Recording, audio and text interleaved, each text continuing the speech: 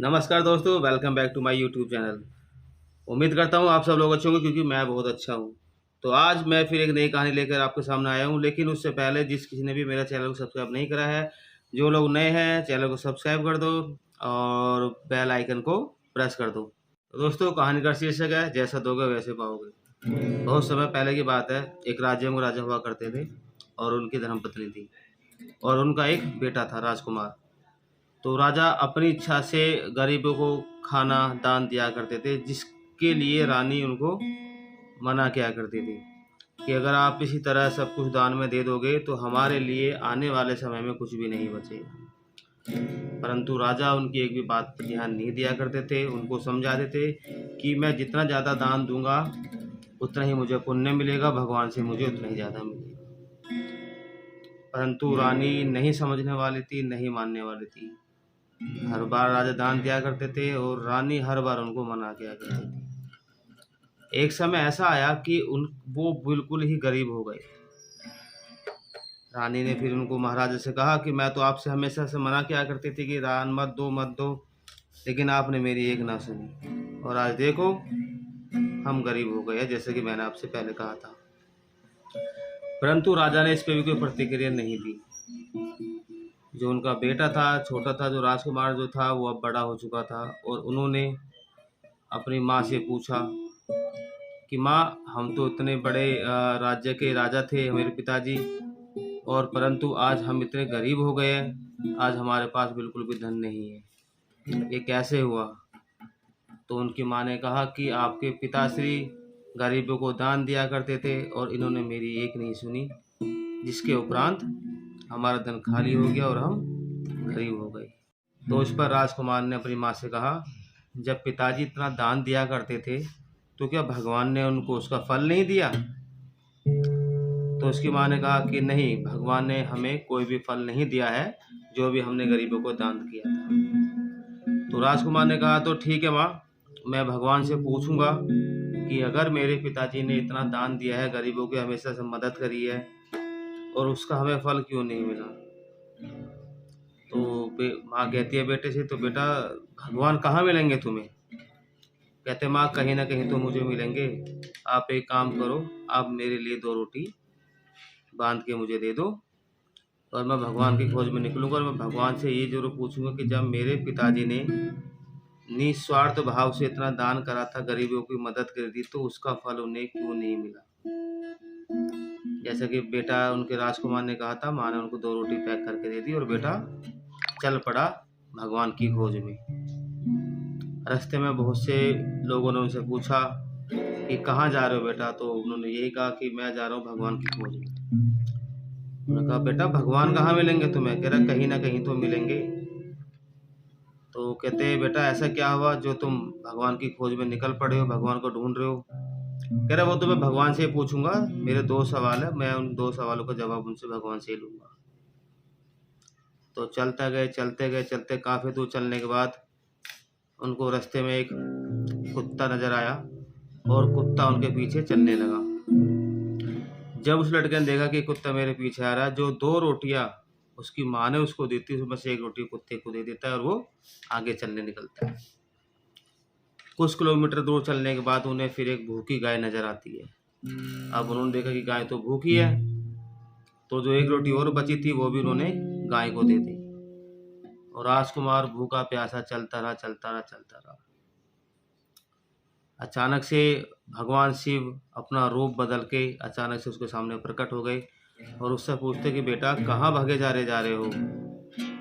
तो वो उसी से कहता, बाबा मैं तो भगवान को ढूंढने के लिए जा रहा हूँ। कहता ऐसी कौन सी बात हो गई या ऐसी क्या वजह हो गई जो तुम भगवान को ढूंढने के लिए जा रहे हो? तो कहता बाबा मेरे तो 2 सवालों के जवाब मुझे चाहिए, वो मुझे मिल जाएंगे तो मैं वापस अपने घर चला जाऊँगा। तो भगवान शिव उनको समझाते कि बेटा भगवान तुम्हें कहाँ मिलेंगे, तुम अपने घर जाओ, तुम छोटे हो, कहाँ भगवान को ढूंढोगे? उन्होंने कहा नहीं, जब तक मुझे भगवान जी नहीं मिल जाते तब तक मैं घर नहीं जाऊंगा, मैं ढूंढता रहूँगा, भूखा प्यासा उनको ढूंढूंगा। तो बाबा ने जब देखा कि ये तो बच्चा जिद कर रहा है, ये बिल्कुल नहीं मानेगा, तो उन्होंने कहा अच्छा अगर तुमको भगवान यहीं मिल जाए, तुम्हारे सामने यहीं प्रकट हो जाए, तो तुम क्या सवाल पूछोगे? तो उन्होंने कहा कि नहीं नहीं, ये तो मैं भगवान जी से ही पूछूंगा सवालों का जवाब। तो उस बाबा ने भगवान शिव जो थे उन्होंने बच्चे को आश्वासन दिया कि ठीक है, तुमको भगवान का दर्शन हो जाएंगे, लेकिन मुझे पहले ये तो बताओ कि ऐसे कौन से 2 सवाल जो तुम उनसे ही पूछोगे? बच्चे ने तब भी नहीं माने, बोला नहीं, ये तो मैं भगवान से ही पूछूंगा। तो जब उन्होंने वो नहीं माने तो भगवान शिव अपने रूप में आ गए, और तब उन्होंने बच्चे को देखा तो उन्होंने बोला, लो बच्चा, तुमने कहा था कि तुम भगवान के तुम्हें दर्शन करने हैं और भगवान को तुम ढूंढने निकले हो, मैं अब तुम्हारे सामने हूँ, मुझे बताओ कि क्या तुम्हारे 2 सवाल हैं। तो पहला सवाल जो उसने बच्चे ने कहा था कि भगवान मुझे एक बात बताओ, जब मेरे पिताजी ने इतना दान करा था, गरीबों को खूब पैसा दिया था, दान धर्म करा था, तो उनको गरीब क्यों बना दिया? और दूसरा सवाल ये, जब उन्होंने निस्वार्थ भाव से दान करा था तो उनको उसका फल क्यों नहीं मिला?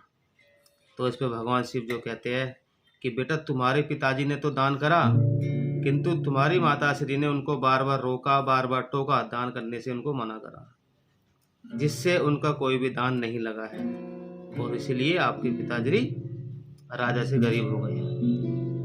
किंतु तुमने पुण्य करा है, तुमको तुम्हारा पुण्य का दान मिल जाएगा। कह रहा, मैंने तो कोई पुण्य करा ही नहीं है अभी तक, मैंने कौन सा पुण्य कर दिया? तो उन्होंने बताया कि तुमने भूखे कुत्ते को एक रोटी दी थी, तुम्हारा पहला दान वो था, तुम्हें उसका पुण्य मिलेगा। कहते अच्छा, और तो दूसरा तुमने भूखी गाय को अपनी एक रोटी खिला दी थी, तुम्हें पता था कि तुम्हारे पास और खाना नहीं है, तुम भूखे रह जाओगे, उसके पश्चात भी तुमने भूखी गाय को रोटी खिलाई, तो वो था तुम्हारा दूसरा दान। तो तुम्हें 2 दानों का पुण्य मिलेगा। उस राजकुमार को उसके दोनों सवालों के जवाब मिल जाते हैं और वो राजकुमार वापस अपने घर जाता है। तो उसकी माँ उससे पूछती है, क्या तुम्हें भगवान के दर्शन हुए, भगवान तुम्हें मिले? तो उन्होंने बच्चे ने बिल्कुल कहा, हाँ माँ, मुझे भगवान के दर्शन हुए, मुझे भगवान से मेरे सवालों के जवाब भी मिले। तो वो कहते कि बच्चा, अब जरा हमें भी बता दो कि हम लोग गरीब क्यों हुए हैं। तो वो कहता है, अरे माँ, जब पिताश्री दान दे रहे थे तो तुमने हमेशा पिताजी को रोका टोका, दान देने से मना करा, जो भी पुण्य पिताजी ने कमाया, जो भी दान धर्म करा, वो उसका एक भी पुण्य नहीं मिला, वो तुम्हारी वाणी से खराब हो गए। तो उस पर उसकी माँ उससे गलती की माफ़ी मांगती है, भगवान से गलती की माफ़ी मांगती है, और फिर वो धीरे धीरे वो लोग पहले की तरह अमीर हो जाते हैं, धनवान हो जाते हैं। तो दोस्तों, इस कहानी से हमने क्या सीखा? इस कहानी से हमने ये सीखा, अगर आप जब भी कभी किसी को कोई दान दे रहे हो या दान कर रहे हो तो नियत से करो, ईमानदारी से करो। अगर कोई भी आपके घर का बड़ा बुजुर्ग दान देता है तो उसको बिल्कुल भी मत ना रोको। और आपको तो सबको पता ही होगा कि सबसे बड़ा दान जो होता है वो अन्न का दान होता है। भूखे को रोटी खिला दोगे सबसे बड़ा दान होता है, जानवर को रोटी खिला दोगे सबसे बड़ा दान रहता है।